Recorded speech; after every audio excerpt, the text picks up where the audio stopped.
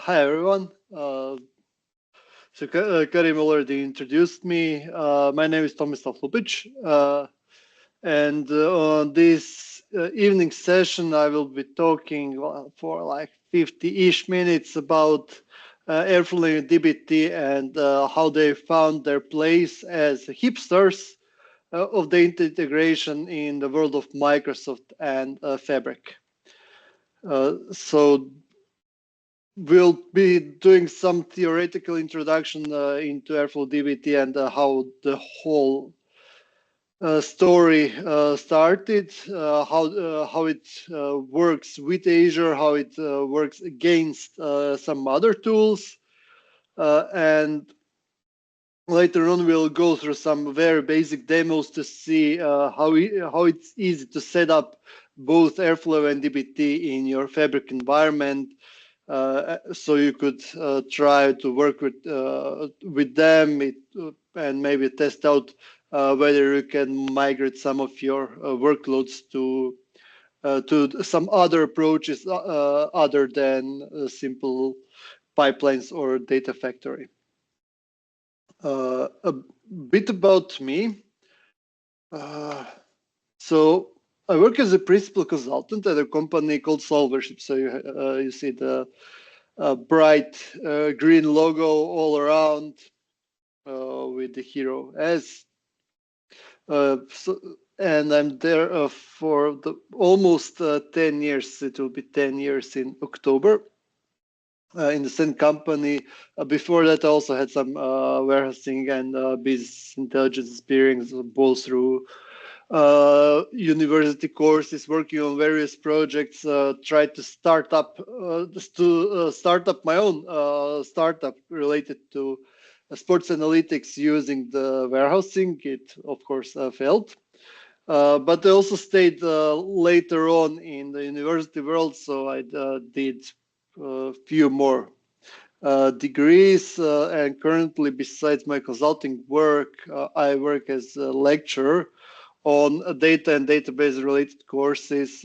Primarily now it's database and geospatial databases, and of course, as most of the IT people I turn espresso into basically any type of code, sometimes SQL, sometimes Python, sometimes it's .NET, but it helps me turn the coffee into something usable. And I also have a bug, so I'm trying to start to set up the blog. At least I bought a domain now, thedatapug.com. So my pug is almost 10 years old, really crazy when he has energy. Otherwise, he's sleeping. Fortunately, currently, he's not beside me, so you won't be hearing any snoring. What about the studio? So the pug, maybe at some point you will see the pug on some photos on the blog. If you want to contact me, I see you also send some LinkedIn invites. You can also send me messages through X or the Twitter, or contact me to my mail. I hope that in about a month I will start blogging also on the thedatapug.com, and you'll see Pico, that's my pug's name, as a narrator throughout this whole session and through most of my upcoming sessions. So he'll be the mascot of the whole Datapug story from now on. And as old good presentations, we should start with a joke. So two Datapug hipsters walk into the SQL bar. As most of you might know, both Apache Airflow and DBT started as an open source project. They still are open source projects. They are supported by the Apache Foundation. But unlike the previous data integration approaches and orchestration approaches, they seem like hipsters. Like those two pug hipsters that you see on this nice AI-generated cartoon. Why they're hipster? Because their approach was a bit different. They didn't focus on the SQL first, they focused on the code. And by focusing on the code, they somehow got more closer to the modern data engineers than the traditional ones. So I come from the traditional world where we used a lot of SSIS with graphic interface, wrote some code, wrote of course store procedures and so on, and we had an orchestrator integrated into the integration service. Microsoft tried to move that to cloud by using the same approach in the Data Factory version 2.0, but we were still kind of focused on the graphical interface and not that much on the code. Of course, you wanted to make something more advanced, you had to write the code, but it was not code first. And it was great for people who wanted to build stuff fast. But and it was also, keep in mind, before the age of artificial intelligence, which helps you write a decent code. So now those two hipsters in the past 10 years started evolving, and Microsoft realized it, and in the past few years, they decided to test how those new approaches work in the Azure environment. So maybe a bit of history. We had the Data Factory 1.0, which was a bit odd, I'd say, especially since it was still competing with integration services. Then they moved to Data Factory 2.0, which was a nice graphic interface. So the traditional SQL Server integration people knew how to switch to cloud. Some of the stuff are similar. And the approaches, at least how you build the pipelines, were also similar. You had some differences, but the logic was still there. And the data integration was still ETL heavy, with a lot of user interface tools. It's not only the Data Factory; it's also the IBM's Data Stage, the Informatica, the Oracle software. They were all graphical interface. In the cloud, you had to switch somehow. You could try to do lift and shift with SS packages, but the cloud approach seems to be more adjusted to the scalable solutions, of course, than the monolith SSIS packages. And with cloud, DevOps started to happen. So you had to include some versioning in cloud, which was not only TFS on premises. You had to create new pipelines, and the data engineers started moving towards Python. And they, with the dawn of Python, they started writing their pipelines like software. So that's how actually Airflow and dbt started. You wanted to define how you'll integrate your data through some kind of code. And therefore, the data integration stopped being a configuration problem, which was on premises, and actually became a software engineer problem where you had to write a proper code that will help you scheduler pipelines, execute pipelines, and do the transformations. So the data engineers discovered YAML. So YAML is an abbreviation for yet another markup language. So there are a lot of markup languages. We are now using that YAML more and more. And YAML helped them to do a lot of DevOps. So now the pipelines started to become more and more of code and less of images and boxes that you connect and push your data through. So Airflow and dbt got their chance to grow in that development space as they were built for data engineers and the Python first approach. Python first approach, since it's focused on iterations rather than working with sets is something that traditional developers could identify with easier than the sets.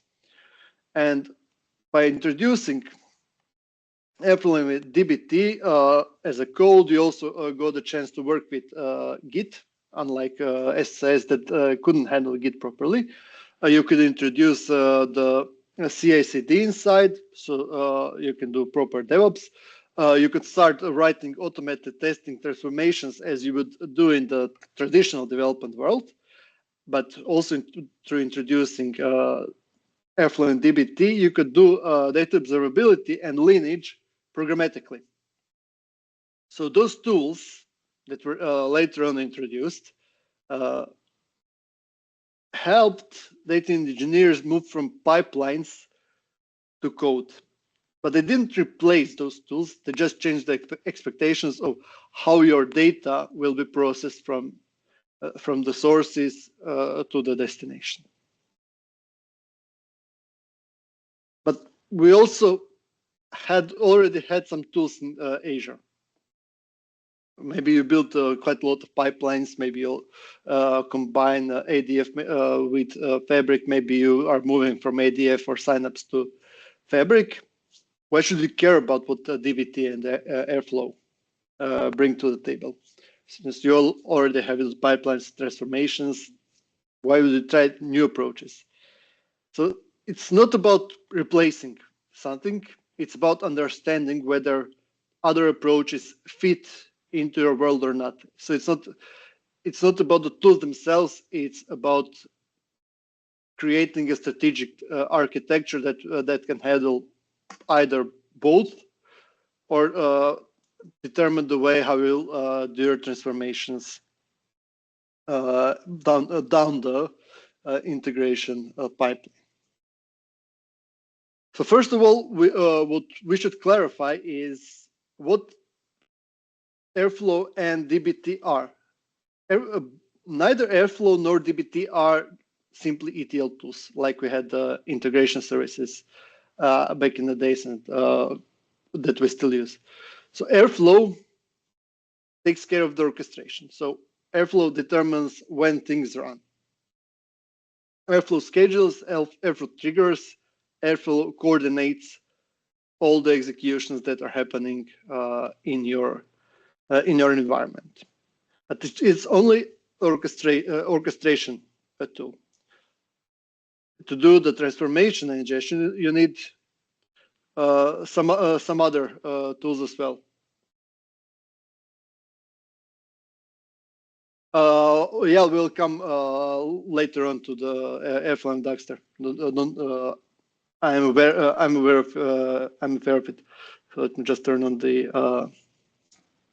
turn on the chat. So DBT doesn't do any orchestration, doesn't do any integration and ingestion. It's primarily used to do the transformations. So DBT works on a single database. So you need to expose the data from other databases through some native approaches. We'll show later on how we do it in the Fabric way. And DBT helps you to do the data transformations, do the automatic testing, and do the documentation, which is quite important, especially when you're in enterprise environment, you need to do the data lineage. And those two approaches have the separate roles. So Airflow has one role, DBT has other role, and the third is storage. So you in case of DBT and Fabric, you need to work with a database. You don't have the possibility of storing any data from DBT into Lakehouse. So just to clarify it a bit. As for the Dagster, Dagster has a similar approach to Airflow. So the whole concept is similar to Airflow. It also uses DAGs. So if I remember correctly, you can more or less easily move your DAGs from Airflow to Dagster and vice versa, or from Airflow to any other DAG-based orchestrator. Dexter is primarily, let's say, orchestrator as a service. I would call it like that, that you can buy on the marketplace, that you can introduce. But the Dexter doesn't exist natively in Azure. You need to put it somehow into Azure, while Airflow is embedded both in the Azure Data Factory as the way of execution and in Fabric. So I'm not saying that Dexter is any less valuable than Airflow or Astronomer, but it just the approach of building your architecture would be different. I hope I've covered that question now, at least to the level of understanding.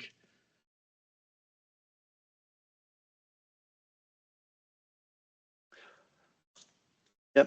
So this is actually an introduction to the Airflow itself. So the Airflow is simply scheduler, a blueprint of how your tasks are connected in a graph. So DAG stands for directly acyclic graph. So D is for directed, so you have the direction of execution. A is for acyclic, so you don't have any loop, you don't have any loops, you don't have infinite cycles of execution, and graph is a graph that you know from the mathematics. So you define the structure of execution. In Airflow, you have tasks. Tasks are individual work units, atomic ones that have a single operation executed by different operators. So you can execute your DBT, you can execute an API call, you can trigger a notebook, or you can also trigger some Fabric artifact in this case. Some of the operators are built in, but you also can write your own operators in the Airflow. So it's not just here to help you execute ETL, you can be also quite extendable. All tasks have dependency. Only the first task doesn't have the dependency. All other tasks down the pipeline have the dependency, and the dependency can also include parallelism with built-in retry logic, with failure handling, alerting, and everything is basically programmatically configurable. So Airflow separates those definitions of your direct acyclic graph from the execution engine. So you can first try your DAG locally without working anything, without putting in the cloud, and then simply push it out and scale it, push it to the cloud and scale it out, which is a huge deal since you can quite easily and cheaply test whether your whole concept works. And as Airflow is primarily open source, it's not tied to a single platform, and it can orchestrate multiple systems. So you can also, as I've said, you can use the DAG that you've defined in the Airflow for some other DAG-based engines, such as Dexter and Astronomer. I think those two are the most popular ones nowadays.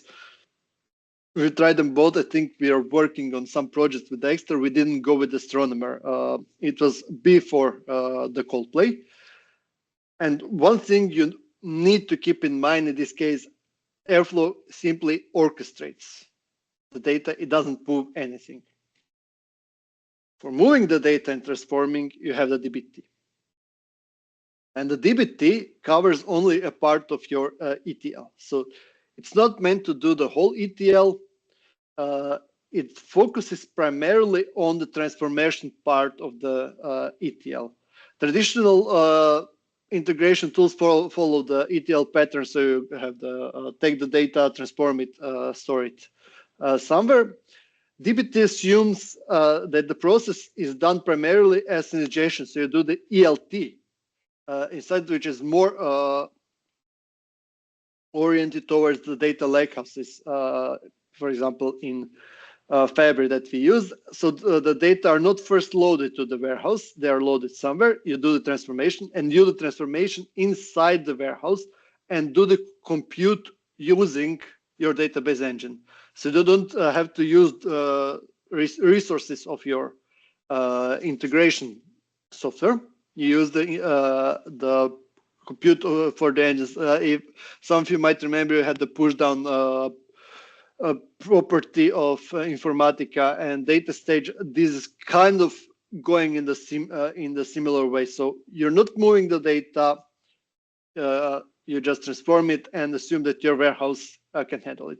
So also one thing that should be cleared, DBT is meant for for usage in the data warehouse in Fabric and not in the lakehouse. So you won't be able to use it for storing the transformed data or transforming data in the lakehouse. It's primarily for the warehouse. You can use the data from lakehouse, but we'll come to that later. So DBT is focused on creating models. Models are the main building unit. So each transformation they are doing, let's say that model is more or less tied to a single entity in your data warehouse or dimension or fact, whichever, however you want to call it. So you need to split all the transformations into a series of select statements. Each select statement corresponds to a single unit, which then is materialized either as a table or a view.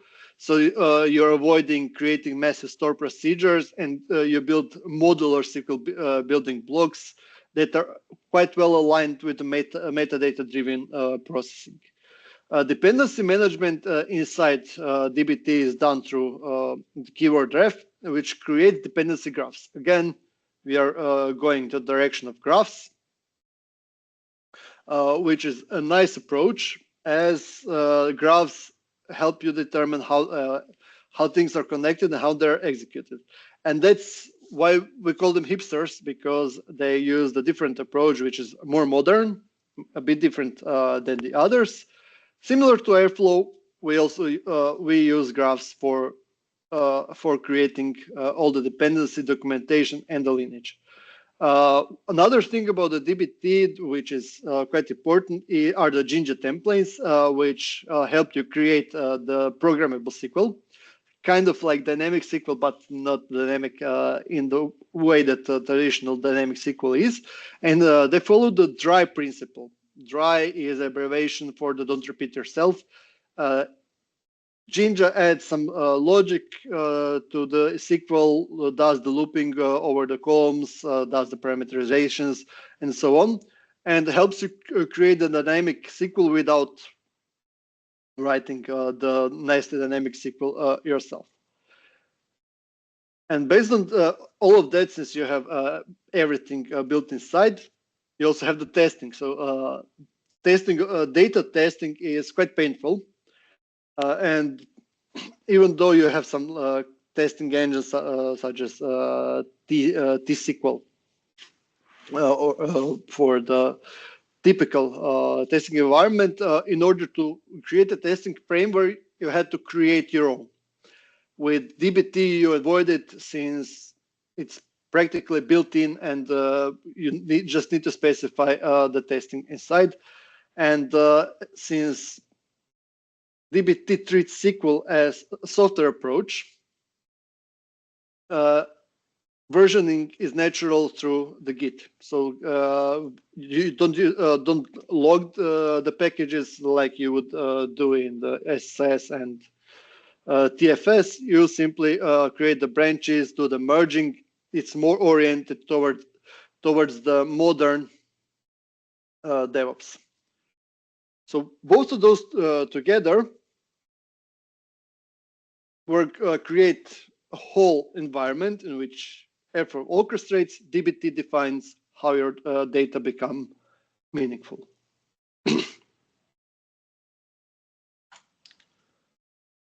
So we started talking about those two, but we also mentioned earlier that we had something in Azure, and that was Data Factory, because there was still time before Microsoft Fabric existed, and there was time when Microsoft started playing with introducing open source stuff into cloud. So Microsoft, unlike the approach they had 20 years ago, started loving open source things, and they decided to introduce to introduce the hipster approach first to ADF. So ADF did most of the stuff that SSIS did. So they did the data movement orchestration. It's managed as the platform as a service. It had included monitoring, so everything that you wanted to have from the integration engine. But Microsoft realized there was a movement of people using different orchestrators and figure out, okay, why not try it in the cloud? And that's exactly what they did. They put Airflow as a part of ADF. So you could create your Airflow DAGs and execute ADF. So there are benefits of using that approach. So you get the managed Airflow runtime, you get all the security measurements, you get the identity integration, enterprise governance. You don't have to take care of additional infrastructure, some other burden that you put on your engineers. And it's a great thing for Airflow because handling Airflow and scaling it out on your own infrastructure is quite painful and can lead to a lot of issues. There are also some downsides of having a combined ADF and Airflow. So first of all, Airflow is attached, but it still lives outside of the execution of the ADF. So the pipelines and DAGs are compatible, but not in a full state. So they have different, let's call it, mental model. And it was for quite a while. It is a feeling that Airflow was just placed there. Okay, you can use it in Azure, but it was not unified with everything inside, like your other Azure services were. And Microsoft realized that, okay, Airflow should not be left out of the platform. We need to take care of the Airflow. And in 2023, we got Fabric. So Fabric is not, in case of integration, it's not the ADF version 0.2, it's not the Synapse rebranded, it's everything unified, which gives you a great possibility to have everything in the same place under the same roof and have the unified approach to your data integration and orchestration. So inside Fabric, you know that you have lakehouses, warehouses, real-time data, you have databases, you have notebooks, you have pipelines, everything that you could wish for. But we only had pipelines for orchestration. Everything else is unified. And Fabric was a place where Airflow actually became a first-class citizen.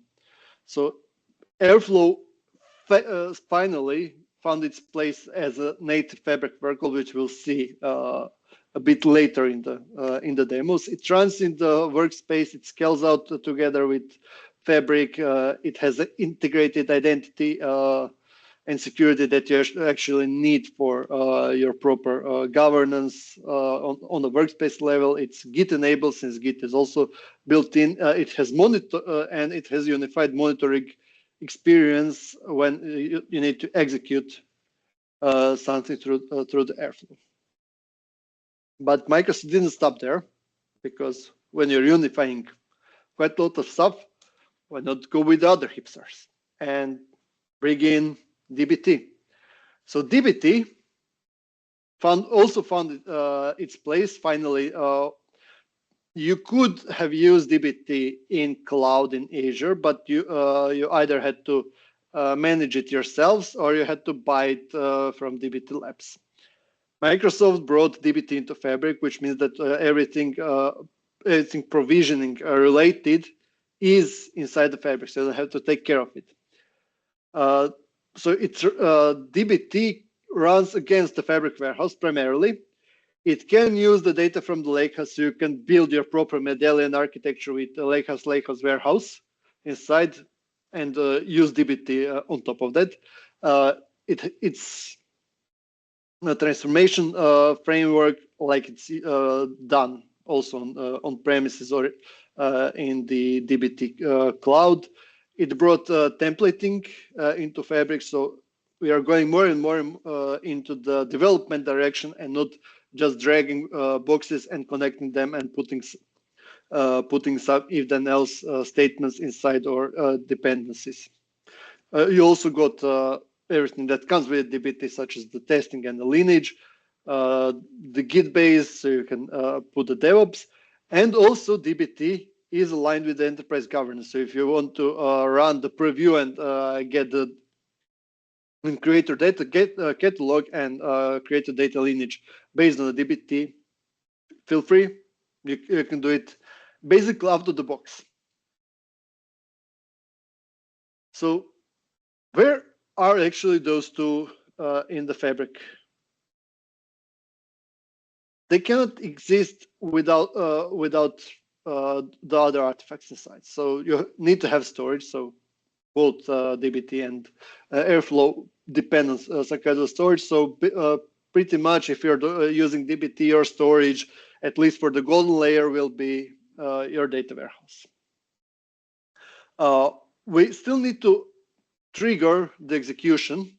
So we'll be using pipelines, but only as a control plane. We won't be using it for defining the orchestration. We'll just be using them for starting our orchestration transformations. Orchestration dictates what transports, but something needs to run the orchestration. So the first trigger is from the pipelines and leave everything else to Airflow to orchestrate, DBT for transformation. On top of the storage, of course, you have the semantic layer, so you cannot do anything from the DBT itself on the semantic layer. It's not meant to do it.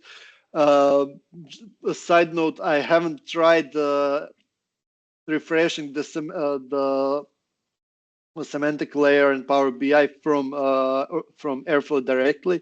I believe it can be done. You will see why, but I'm not going into, I won't say that it works or not. And finally, like everything else in Microsoft Fabric, you do everything for the consumers of the data, and most of the consumption is done through the Power BI.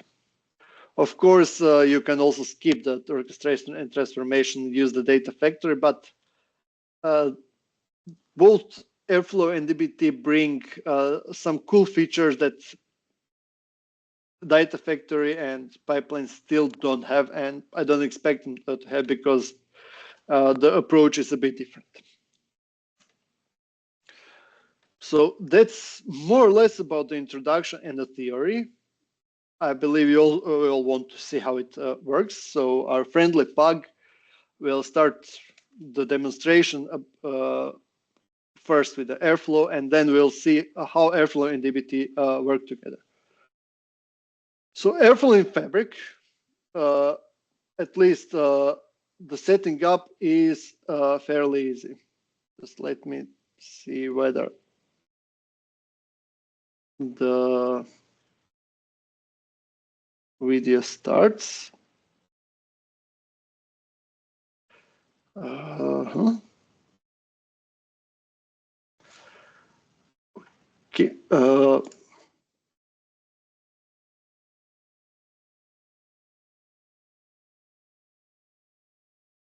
Let me just remove. Here we go. It was about the laser pointer.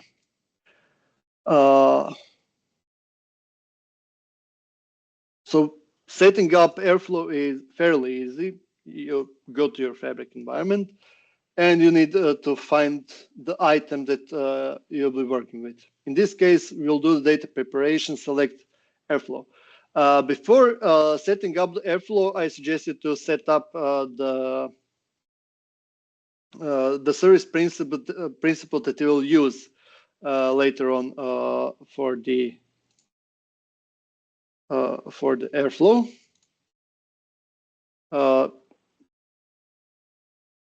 All right. So creating the airflow job. It did stop. Oh yeah, stopped a bit. So fairly easy to set it up for first. And once you set it up, you will see three different things that you can do. You can create a new deck file around the Fabric artifact. We'll touch the Fabric artifact a bit later. Let's focus on creating a deck file. So deck file is a Python file in which you get a kind of a boilerplate code with some imports, with the default arguments, and so on. But before we start actually setting up everything inside the deck, we need to set up connector. And the connector is easily set by creating a new one. You see, you have quite a lot of predefined connectors here. You see the whole list, but we don't have the Fabric connector by default. So in order to create the Fabric connector, we need to add a new connection and create it ourselves. So we'll do the Fabric integration connection. Once I didn't go deeply into it because you will see that you need to put inside the tenant ID, client ID, client secret ID, something that we'll see a lot of in this demonstration. And then by click next, it's really click next. If you have service principal, you have your connection. So our Fabric integration, you see here we have the Fabric integration connection, and we'll be using it currently for our naive approach to orchestration and execution. So in this first part, we'll focus on how to execute the pipelines through the APIs, the traditional approach that we also use in the execution in the cloud. So we do our imports. We need to create our ID, so the Workspace API, the ID and the Fabric API, and in this case, just for the testing purposes, we have the fixed IDs and we have the fixed poll timeout and hold timeout for the 3 hours. Since we are doing the naive approach, we'll be just testing for each 30 seconds whether our pipelines are finished or not. In order to figure out if the pipeline is finished or not, we'll be using it. We'll be polling the API for the job instances. So we'll be polling everything basically through the Fabric API, doing some kind of dynamization based on the IDs that we've placed above. We'll test the pipeline execution every 30 seconds, at least the pipeline job execution, and we'll simply iterate each pipeline through the code as we would do the for each loop in the Python or in any other codes. So this is of course done Copilot through the Copilot. So you can simply ask Copilot to build you a DAG for polling the Fabric pipelines. You will get most of this code directly, since it's kind of a boilerplate for everything Fabric related. So this is the part where you create the retry and sleep, since you need to somehow do the synchronous calls on asynchronous environment.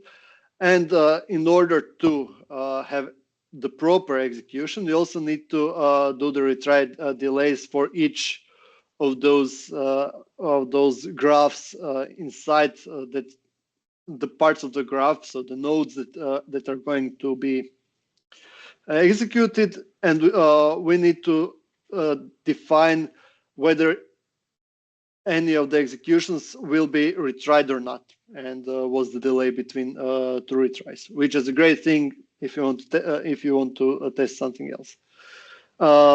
Instancing the DAG object is quite easy. and basically you will get the code directly from the AI. The second thing I want to show is how to execute the Fabric artifacts directly from the Airflow without programmatically defining the whole API calls. So once again, you will need to know the three typical culprits: the tenant, client, and the client secret IDs. When setting up the service principal, you will find it. And in this case, I created a whole new connection. So you see that here which artifacts that we can execute. So you can do notebooks, pipelines, semantic models directly from this. But in order to do it, we need to set up a connection. Setting up connection in this case is again having a service principal, all the permissions. Practically, you need to enter the data inside, and you will get your connection. Create it, get out, take your workspace in which you will run the artifact in. Take the artifact, and once select the artifact, you filter out only those artifacts inside that you can execute on. Give a nice name to know which artifact you are executing, and Fabric gives you the code pretty much boilerplated, okay, with something with some IDs embedded inside, but you get a lot of code built out of the box for executing any of those artifacts and adjust it to specifics of each artifact inside. Of course, this execution of the pipeline is not the same execution we had before. It's focused on the single pipeline. You also have to write the orchestrator for multiple pipelines, but it's quite doable, as you can see, and quite easy to set up. Any questions regarding this part of the Airflow?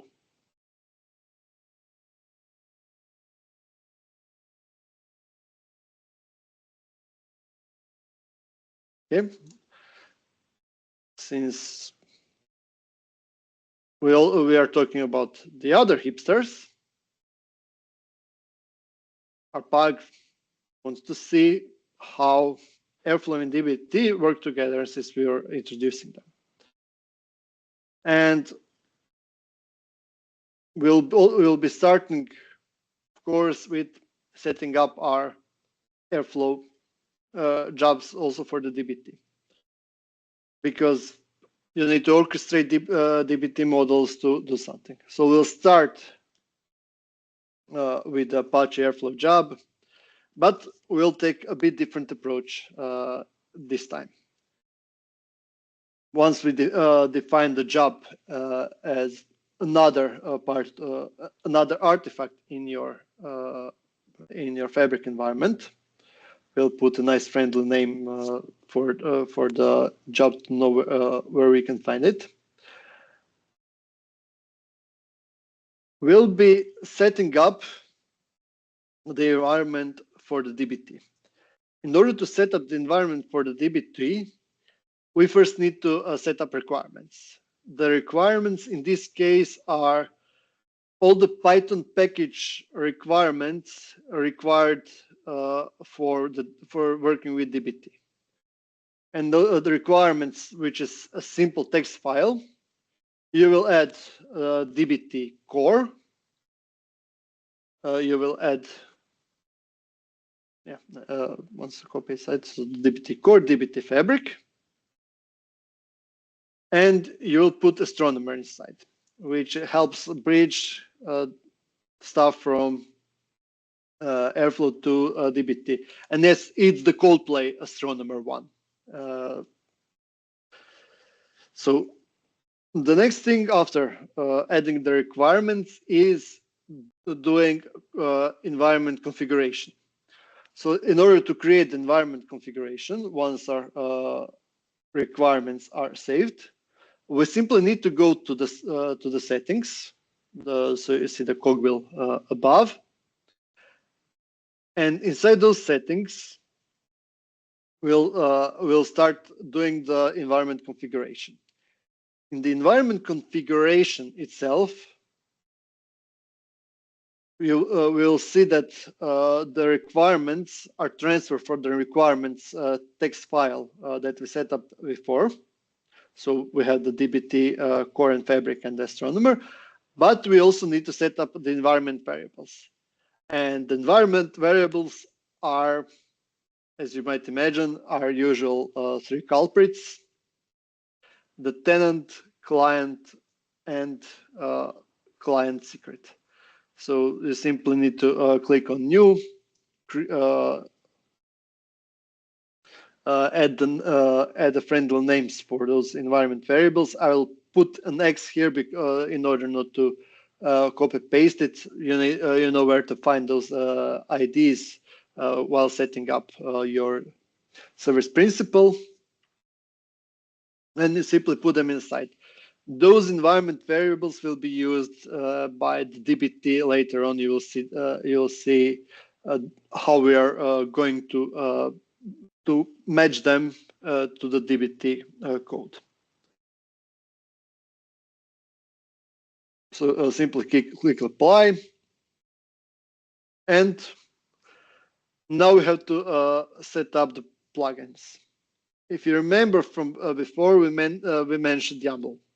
So yet another markup language, and this is where YAML shines, because YAML is pretty much used for configurations. And in this case, we'll set up everything inside YAML to use our tenant, client, and client secret from the environment IDs. Plus, we'll set up the connection to the server. We'll set up our service principal authentication in order not to put anything on the people themselves. We'll set up which database we'll use. In this case, it's the showcase data warehouse, which schema, authentication. And once we set up the profiles, we need to skip into the project definition. So for the project definition, we'll pretty much be setting up the models in our DBT. So our two primary models will be the silver, let's say silver to gold, which are the materialized views that we've used actually the views based on the data from the data lakehouse, which is our silver layer, and our data warehouse is actually in the marts, which are the tables inside the data warehouse. Next on, we have to create to define our sources. The sources in this case are again a YAML file where we will define our model. So the tables that we are using to get the data out of. Even though they are views, we define them as tables, so you will know from which of those models you will take the data out. So later on, you will see why we are creating this folder structure in this case, because we also need to define the mark. So this is the part where we'll start writing the SQL. So based on those defined models, we'll be using kind of a templating for all of our staging models. And the templating in this case, don't judge me, it's select everything for the testing purposes. Don't put select everything for the production. For every model, so basically every view, every table, we will create a new file which pretty much corresponds to its path. Put the SQL inside and make it dynamic. After defining the source models. So in this case, our source models either staging models will start defining how the transformations are done. We won't be doing any transformations again. This will be just select everything, but see here that we are using a different path. So for the transformations, we are putting everything in a marts, and we'll be using our dimensions. We won't be doing any effect though. So in our structure, our warehouse-related SQL queries are inside the marts, and again we have a reference that you might have seen earlier, which helps us to get to figure out which is our reference stored in the profiles. We create the aliases for the tables. We define whether it's being materialized as a table or a view. Since we are doing the dimensions, of course, it's a table. And this reference, it actually points to the staging reference in the staging part of the models, which is again a SQL code built on top of the view. We also create the dimension transformations for the others. Another SQL, another nice SQL query that we'll be using to define our dimension. Again, select everything from the table, and since we have the three sources, basically we'll have to do transformations based on those sources. But the thing is, the sources in a similar way as in database are reusable, and you don't use only the name for it. You use the whole definition which is placed in the model. So when you're referencing the logic in the model. And now it's time to define how everything will be executed. So we'll define once again. You see here that we are creating our DAG. It's again a bit different since we are executing the DBT. We need to add our DBT directories, again dynamic based, and set up the destination. Some of the boilerplate code here is pretty much okay to stay, but for the DAG objects, we need to define which DAGs are we going to use. This is the boilerplate that we are going to change a bit, and that boilerplate will be changed again by the help of AI into proper DAG ID with the start date with the tags. And we are setting three different bash operators for the debug, dependencies, and the builds. This is quite important in the Airflow, since we are defining how everything is executed inside. So you're using different definitions for each of the environments. In this case, so debug will be using one definition and parameters. Dependencies testing will be using another, and execution the third one. And now that you have set everything inside the Python, it's time to run it. So you go to the monitor part, and you simply click trigger DAG, and that trigger DAG will start our DAG engine and the execution. So inside the DAG, you see that you have the tasks that are being executed. You can check what's inside by clicking on it. And once you click on it, you will get all the details of the execution, as well as the graph of the execution, which is the major upgrade, since you can visually see all the code that you have defined as a graph, and how all those parts of the execution are being done one against other.